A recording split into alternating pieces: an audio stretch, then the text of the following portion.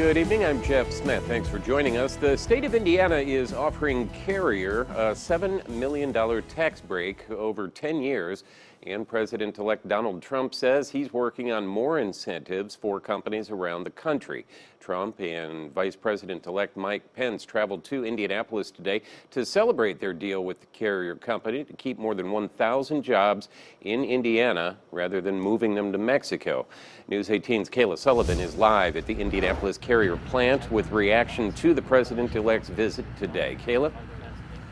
Jeff, a lot of excited Carrier workers here today, many of which never thought they would be keeping their jobs after the company announced it was moving to Mexico in February. However, Donald Trump used Carrier as an example in his campaign, saying he would tax anyone who moved jobs to Mexico.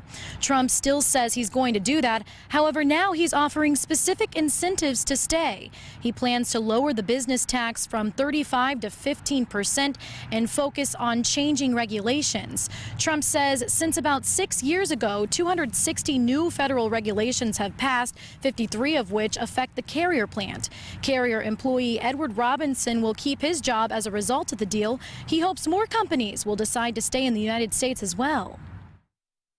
I think it's important that these jobs stay here so people can live and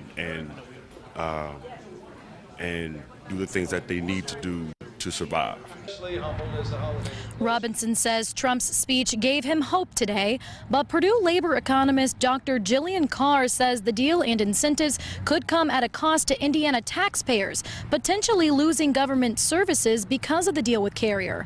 Dr. Carr says threatening tariffs on companies that move jobs to Mexico could entice them to create technology that reduces the number of humans they need to employ. Carr also points out that this could impact manufacturing jobs in Lafayette. Reporting live in Indianapolis, Kayla Sullivan, News 18.